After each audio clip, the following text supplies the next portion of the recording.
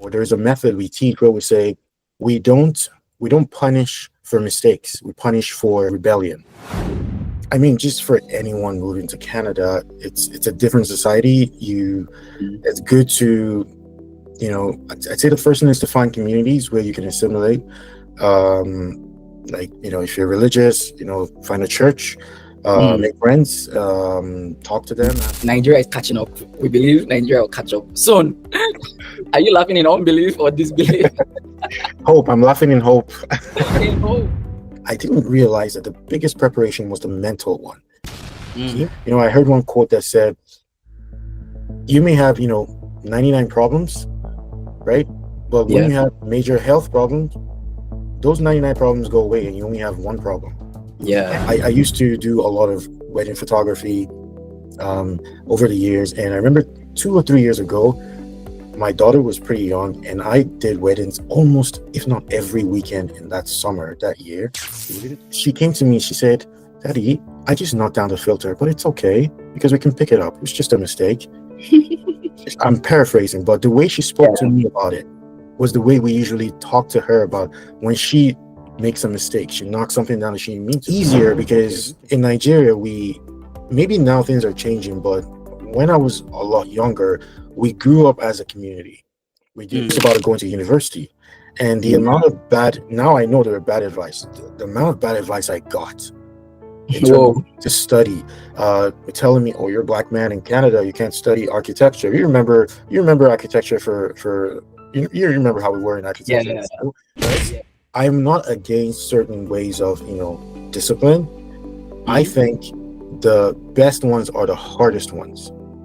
And the hardest ones are the ones that don't involve any physicality.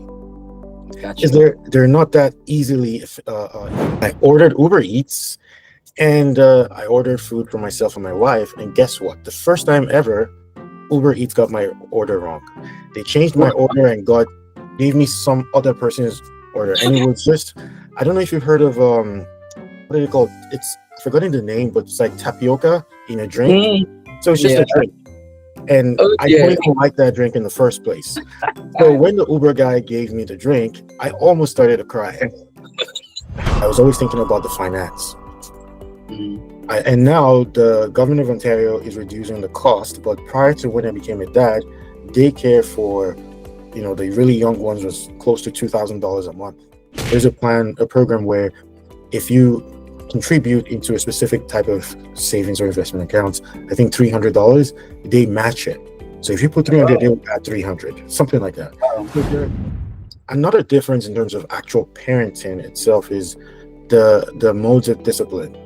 And I don't want to, go into the very intricacies of that, but you know how it is. You know how it is, right? I was hoping you touch on that. Yeah. It's quite different, but my philosophy is to be fine, whether or not they're just eating rice and beans or they're eating gourmet food, they will be fine. You know what I mean? It's the mental part of it that's the most important.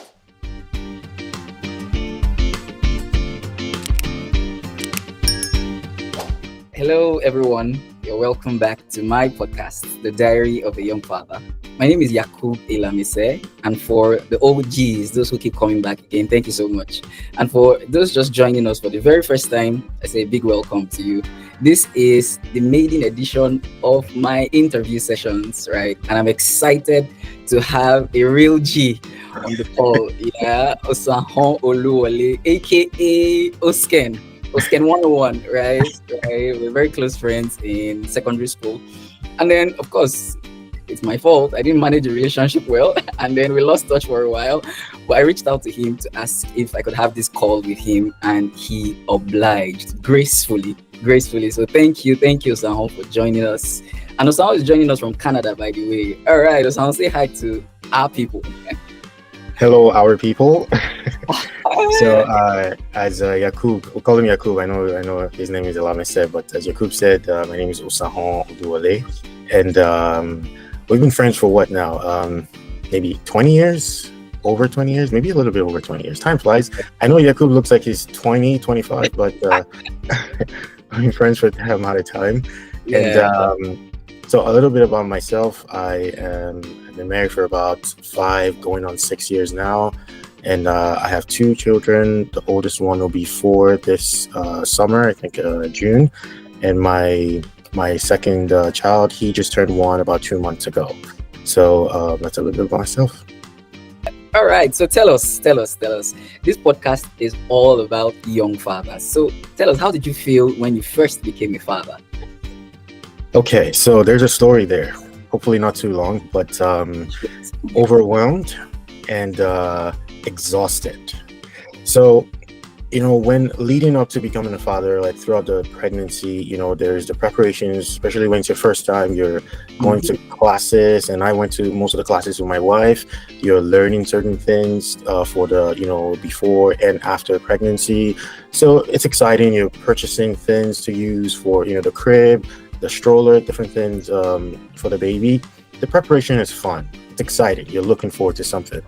But then when the contractions start, that's when the real life starts. Yeah. That's when the real life starts. And my wife and I, we went to a class that taught us how to manage contractions. That's the pain of the contractions. So it's a kind of massage where you're massaging part of her back or certain key areas that will reduce or at least limit the pain of the contraction. Yeah. So I was doing that, and the unfortunate part is the contractions lasted for about 30 something hours. Whoa. And it never really went to, I've forgotten what they call it. Is it the 511, where every 5 minutes you get, I've forgotten how they describe it, but the labor contractions, it was the pre-labor ones. So we couldn't sleep for about 30 something hours, both of us. And I'm not complaining too much because I wasn't the one experiencing the contractions, but Right. they were occurring every 10 to 15 minutes. So for 30 something hours, we were on that. So first of all, we were tired, exhausted. Eventually, we went to the hospital when it was about maybe 25 to 30 hours in to the contractions, because we called the hospital and we're told, it's not time. You still, the contractions are still a bit too far. So even though it was for a long time, but anyway, we went through labor. It was exciting. It was stressful. I don't know how it is everywhere, but I was in the labor room, right? So I held one of the legs for the delivery. I was there, same push as well. So all of that, it was a lot going on. And then the baby came out, and they're trying to see the baby's okay, they're checking vitals and all of that. It's just a lot happening in the moment. So you don't even have the time to be excited, to feel those other things. Or maybe you're feeling everything, but it's all happening at the same time. Right? Yeah. And I think after about maybe 5 minutes in, they say they put the baby on my chest, because then they were attending to my wife. So that was our first, full contact, and took our first selfie. I'm a millennial, right? So of course, our first picture, because I have to tell her, my daughter, that your first selfie was with me, so I got to claim that one. So anyway, we did that, and we went through all the tests that you had to do. So slowly I was taking it in, like, wow, this is my child. I am a dad now. All those little things. Taking it in, experiencing those emotions slowly. But I was still exhausted, because even with that, I wasn't able to sleep, right? Yeah. And so I hadn't even thought about eating in almost the whole day. So I ordered on Uber Eats, and eventually the Uber Eats came. First of all, I didn't even mention this was during COVID, or the later parts of COVID. Because I think it was 2021, right? So only one person was allowed, which was me. So my mom, parents, my sister couldn't come, which would have been great help. But anyway, true. I ordered Uber Eats, and I ordered food for myself and my wife. And guess what? The first time ever, Uber Eats got my order wrong. They changed my order and gave me some other person's order, and it was just, I don't know if you've heard of what are they called? It's forgotten the name, but it's like tapioca in a drink. So it's just a drink, and I don't even like that drink in the first place. So when the Uber guy gave me the drink, I almost started to cry, because it was like, I haven't eaten in 2 days. I can't imagine. It's something to laugh about right now, but it was like I was almost crying. Like I could feel the tears, like the hunger and stress and everything. True. So I just went in, and anyway, we went through the emotions. We went through everything, and it was exciting, paperwork, and all of that to say, I felt all the emotions, but I can't really tell you how I felt. I Because, can relate 100%. I right. can relate 100%. But as a follow-up question, can you relate your second experience to the first? Like, what was different in the second experience? So I've not experienced the second, but the first, I can relate 100% to everything that you've talked about now. But what was the second experience like? Well, there were other things to not worry about because um, now I had two children and my daughter had to sleep because it was at night. So I was Mhm. worried about, my wife and, my unborn son, but then also my daughter. So as soon as my wife went into labor, my mom actually called me 10 minutes before that. And I was supposed to go out with some friends because the due date was not until the next day. So we had some work, I think, out in where we were supposed to go have fun or whatever. And as soon as I was ready to walk out the door, she had started contractions. So I had to call my mom to say, I know 10 minutes ago we spoke that, everything is good. Don't come until tomorrow. It's happening right now. So get in the car. And my mom lives an hour and a half away. Whoa. So we had to, I had to quickly go to my daughter's daycare to get her, bring her home, get everything ready, and then wait for my mom to come. But they weren't coming on time. Mhm. So we headed to the hospital. I needed someone to take care of my daughter. So I couldn't fully focus on one thing, right? I But get. eventually my parents came, they took my daughter home, daughter to sleep and all that. And I was able to focus on my son. I was more relaxed because I had gone through it before. I I was get. making jokes, making fun of my wife because I remember her first pregnancy when because after she's admitted, they still give her a bit of time to get fully dilated, right? Mhm. And every time the contractions come, I still have to help her. And one of those times, she got really, I won't say feral. She almost bit off my face.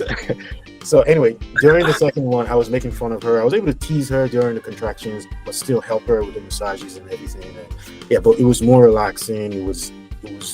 We knew what to expect for the most part, so we're a little bit more in control.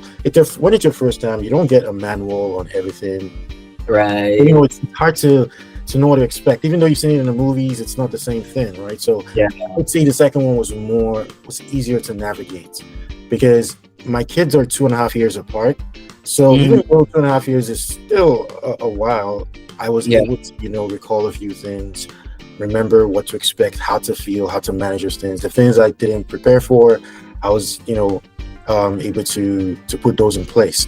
And the first pregnancy, we had like two big luggages going into the hospital, plus small bags, a backpack.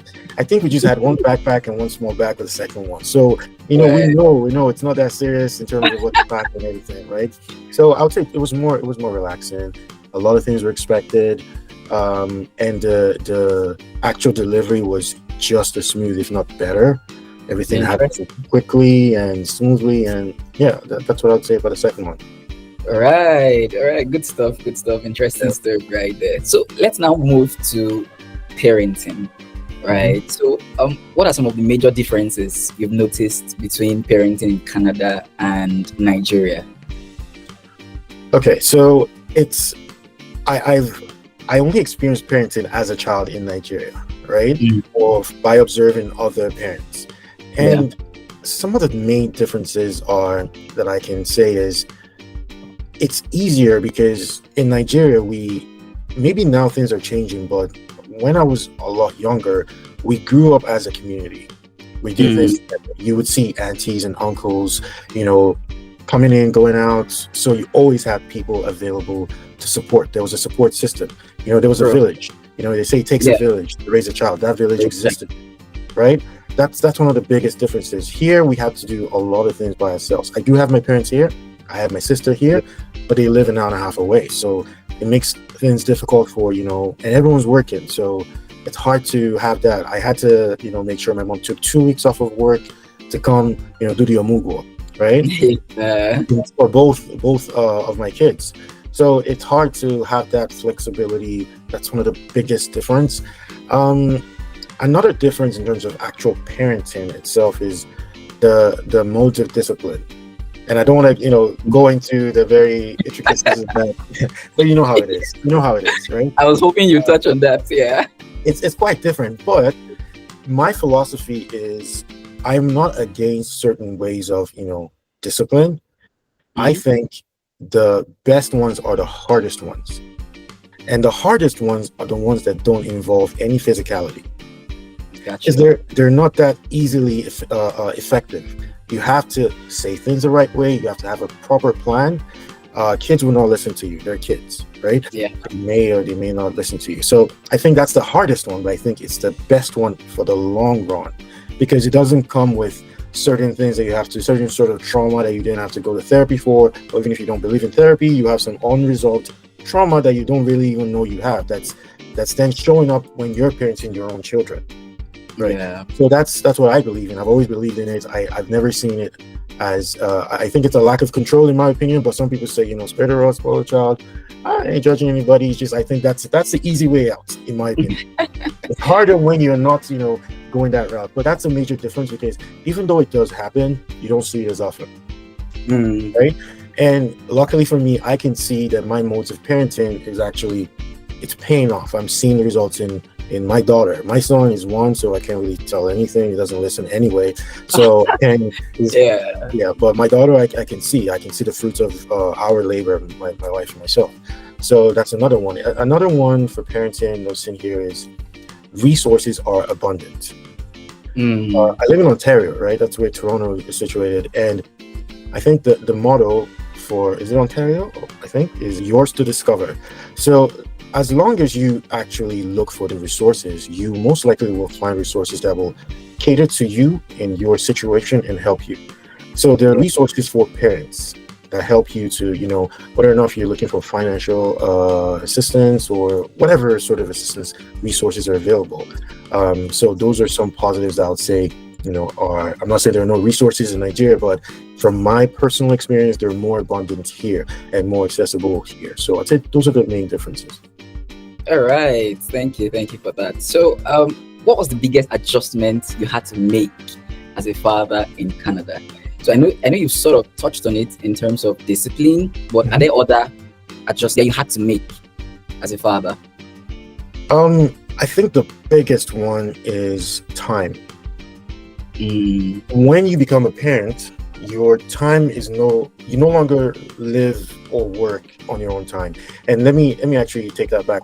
When you become an active parent, because you can be a parent and be at the buka all day, be at the bar, be at whatever, hanging out with friends all day, right? When you become an active parent, a present parent, your time is no longer your time, right? Take for example, yesterday, one of my colleagues came in. She works, in a different state, province. So she came in, and my entire team went out for dinner with her. And it was a last minute thing, so I had to message my wife to say, by the way, I'm gonna come in a bit late. By that, like 7 p.m. I don't mean 11 p.m. And the reason for that is we have our evening/nighttime routine with the kids on things we have to do, and we both help out. So now I'm leaving everything to her. So but whatever I plan during the day is on their time, especially when they're in the early years. They have naps. We are going out as a family. We have to plan it around their nap schedule, so they can sleep, right? We're going out. We have to make sure we're coming home on time so they can have dinner on time and sleep by 7 or 7:30. You know what I mean? So there's all those, anything you're doing, you're planning around. Okay, even for work, my daughter has a doctor's appointment. I have to plan work around that.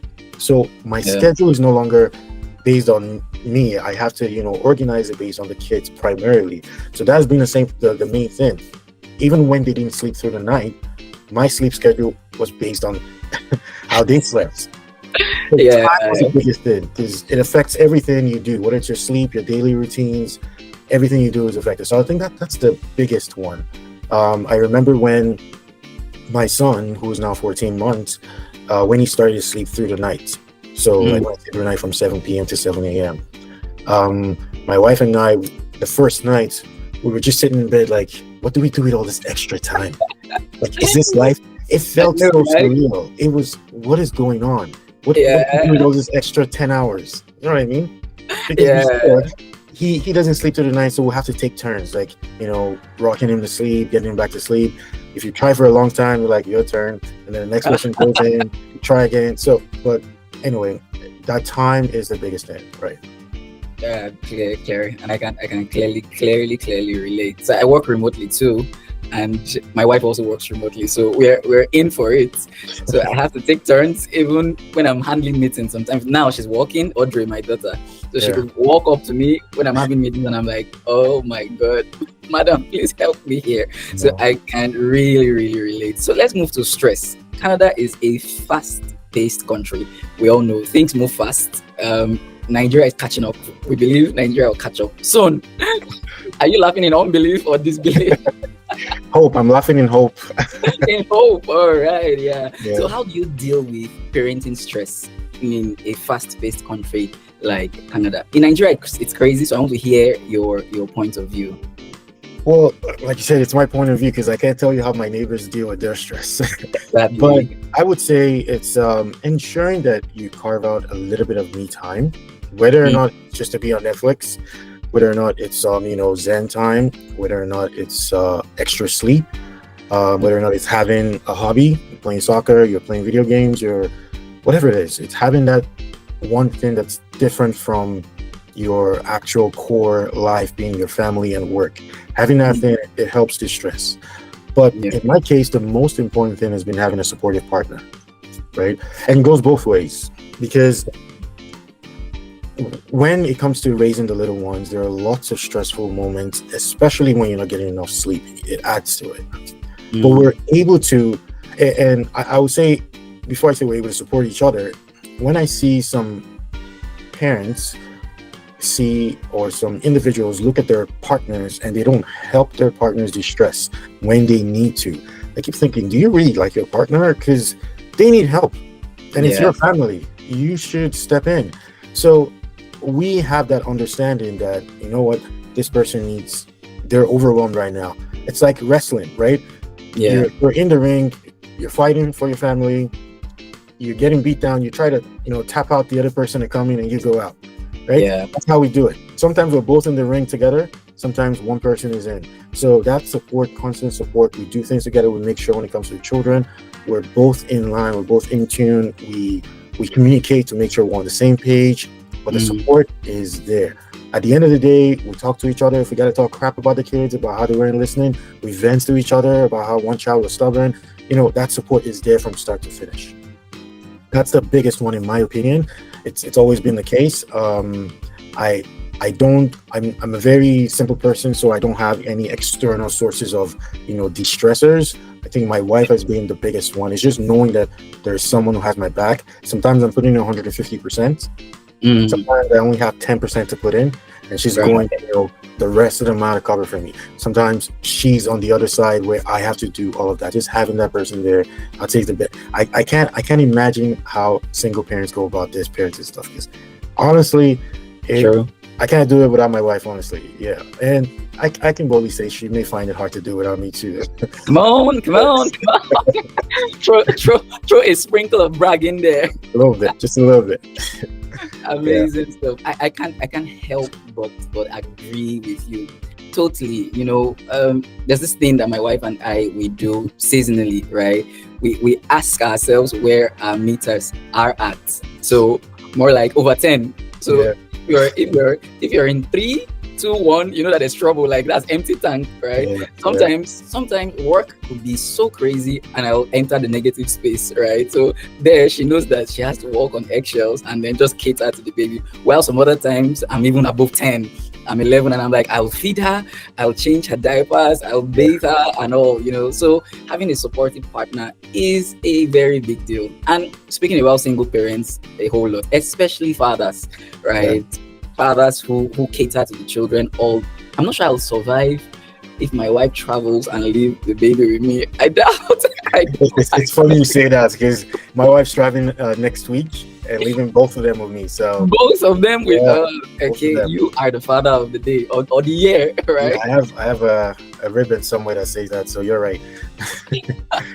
Amazing stuff. So my next question is around culture. right? There's been this rave on social media about preserving the Nigerian culture. Unfortunately, I'm sure you know this. My dad and my mom didn't teach us traditional languages, right? My mom is from Delta, my dad is from Edo.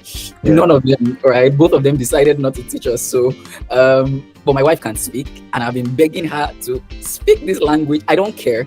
I really don't care whether she speaks Edo or Yoruba or she's from Agbo, right? Whatever language, just teach them something. So on this matter of culture, so how do you instill the Nigerian culture? Do you speak the language to them, Yoruba or Edo, or how do you instill culture in your kids? I mean, culture comes in many forms. I don't speak any of the languages either. My mom is Benin and Ishakiri.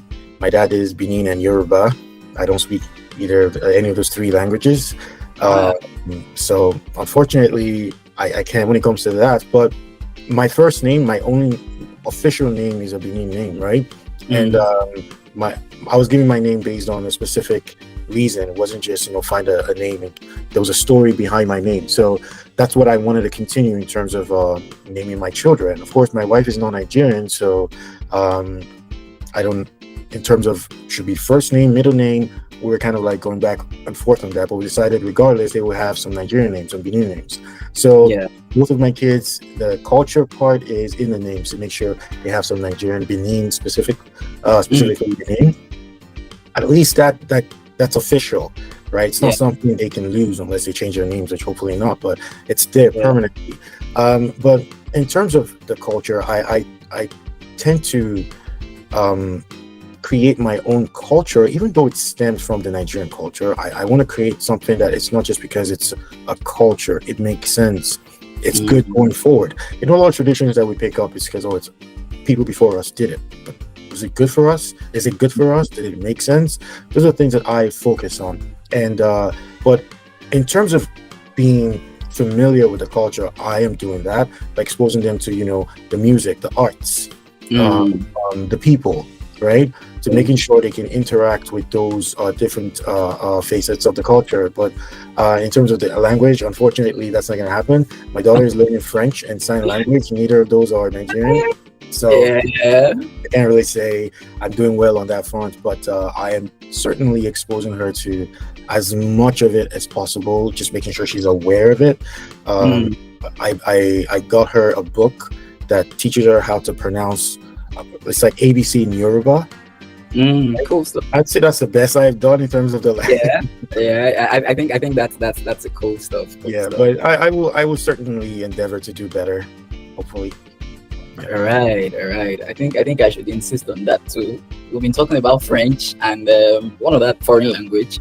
I guess I should add Yoruba. For me, I don't mind. I just want them to be able to touch something with regards to language, right, outside English and foreign languages. So cool stuff. So tell me, what has been the most rewarding part of fatherhood, or maybe a moment that you can think back on? Well, I would say there've been quite a few of them. Seeing your kids hit certain milestones, seeing them get to do certain things like smiling, react, build something, and you see the joy in their on their face, in their eyes when they complete a task that they found difficult, like persevering.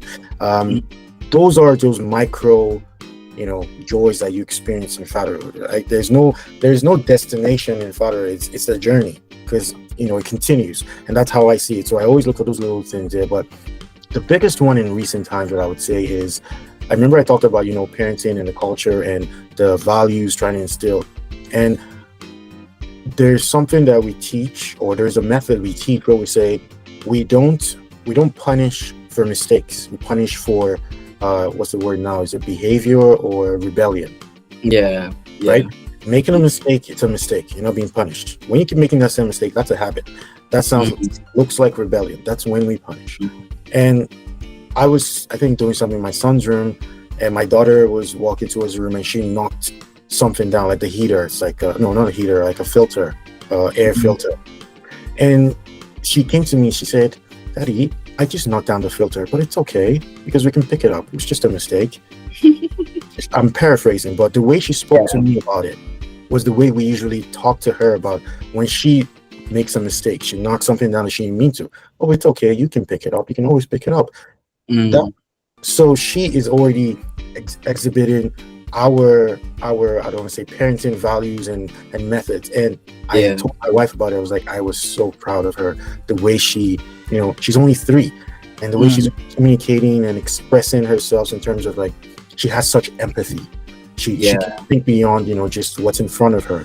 And I was so proud of that, because I mean, children have their own inherent personalities, but it's also a combination of their environment and the values that are instilled to them. And again, it's my second brag now, but I think me, my wife, and I, we did that, right? So that was a really proud moment, just to see that we did that. But then besides that, just being called dad at all is more than enough. It's like, me, are you sure? I'm this young person you're calling dad? Like, wow, thank you. Like, that's enough. But then you see those other things, and it's definitely the journey, the micro things throughout the journey. I totally relate. It's awesome. I've not gotten to that point where my daughter calls me dad yet, but I'm totally looking forward to it. But I know how excited I get maybe when I can get her to laugh, giggle, or smile, and it's just such a joy to behold. So I know you spoke about time as a quote unquote major adjustment, but tell me about a challenging experience that you've had as a father, something that has challenged you to your core, right, outside the time factor that you spoke about earlier. Right. I think it's the main thing is uncertainty, not knowing what to expect. And the biggest one has been health challenges. And so far, nothing that was major has turned out to be long-term, thankfully. But it's looking at your child having some symptoms and not even knowing, should I take my child to the hospital right now? Should I go straight to emergency? If I go there, we're going to spend, 10 hours in the hospital. Okay, would that be wasted time if they say nothing? Should I keep her here? If she's here and something bad, you know what I mean? And then there's somewhere you go for a routine checkup and they see something and say, hey, there might be something here, and your heart's racing. And the health has been one that you cannot really prepare for. No matter how much healthy food you give them, how much healthy routines they have, the health, it's hard to predict. And it's created the biggest, I would say, challenges, because parenthood is challenging on its own. It's expected to have challenges, but when it comes to health, it's hard to really manage, especially when it's not in your hands, unless you're a doctor, right? Because you have to then take your child somewhere where you're leaving the results of that experience to someone else. So it's very hard to deal with when you don't have control. It's your child. You feel helpless. So that uncertainty coupled with the helplessness of the situation is it's hard to deal with. At least in my experience, it's hard. Everything else, every other challenge is routine. Like, we have routines at home, even though it's work. Like, I come back from work and we have the nighttime routine, which takes about 3-4 hours. It's work, it's whatever, it's routine. It's not a challenge. But the things that could have certain major negative impacts and you don't have control over it, those are the biggest ones. I heard one quote that said, you may have, 99 problems, right? But when you have major health problems, those 99 problems go away and you only have one problem. You can't even deal with the others. The others are no longer problems. The health one is the only problem you have to deal with. So that's my view on that. Spot on. Nigeria is known for mosquitoes and malaria. The very first time my daughter was exposed to mosquitoes, and then she finally was diagnosed with malaria. Oh, no. I felt so irresponsible, felt so bad. In fact, it was as though the world was on my shoulders at that point. But I think I expected it. I expected to relate to everything you're saying. And I know I've said 1,000 times on this call that I can relate. So I totally get that. How old was she then?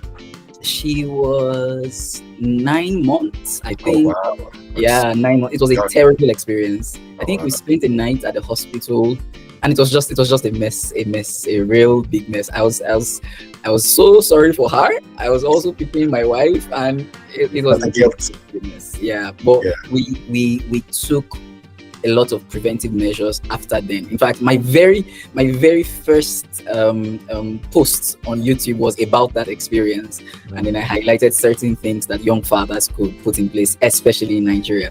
I'm not sure there are mosquitoes in Canada, are there? There are. They are in the summer. You see mosquitoes in the summer, but in the cold weather, I don't know where they go. They die off. I have no idea. The wonders of nature. That's awesome. All right, cool stuff.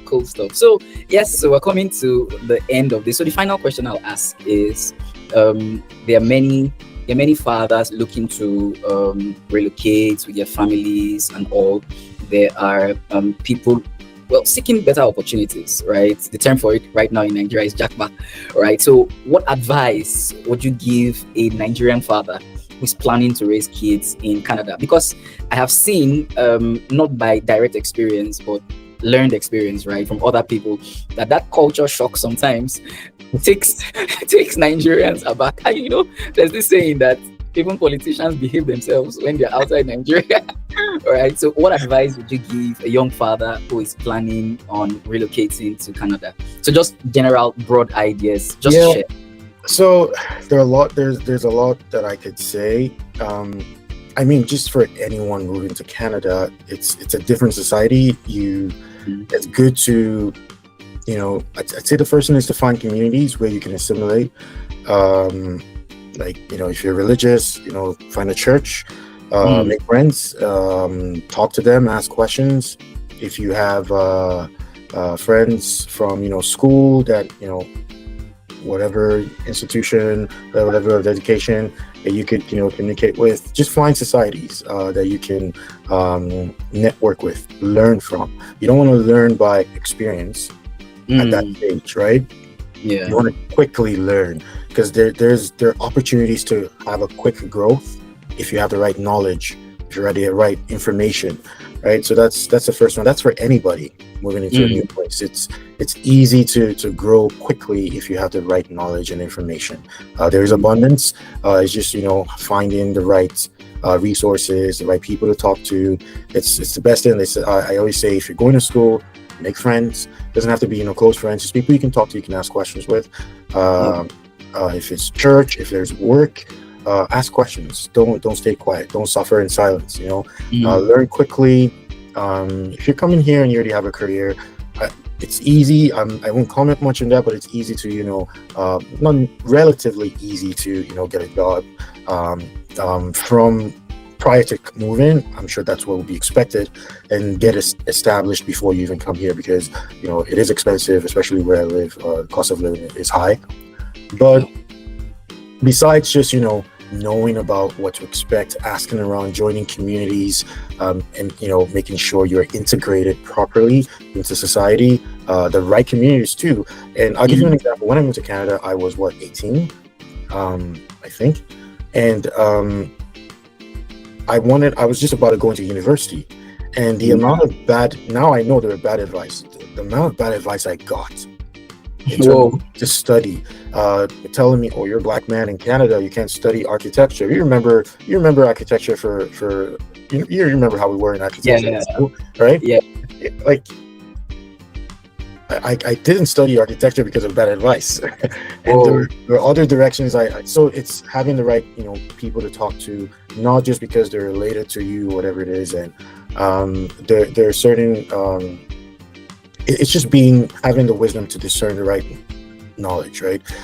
But then again, in terms of the mental preparation to have, especially this is to be being a father. Before becoming a father, I was always thinking about the finance. And now the government of Ontario is reducing the cost, but prior to when I became a dad, daycare for the really young ones was close to $2,000 a month. Right? Whoa! So that was high, right? Yeah. It's a lot less expensive now. My daughter, I don't even pay up to $1,000 now for her. But I was always thinking, okay, one child, $2,000. If I have two kids, I was doing all the math in my head. Yeah. And of course, you need to be financially ready and prepared. But I didn't realize that the biggest preparation was the mental one. You need to be mentally prepared, because you need patience with kids. You need patience with yourself. you need to be healed in order to raise your children well. True. You don't become a good dad overnight. You Mm. become a good person, and that good person becomes the role model that your children will, look up to. You can't Yeah. fake it. The kids will see it, right? So you need to make sure, are there unresolved trauma I need to deal with? Is there anything within myself? Do I have a lack of patience that I lash out at the simplest things? Because then you're gonna, it's gonna be physical abuse, verbal abuse for your kids, your spouse, whatever it is. You need to work on yourself. You need to be mentally prepared for children. You're gonna lose a lot of, time, like I said, and a lot of things. Yeah. Are you okay with that? Your children are gonna be children for only a short period of time.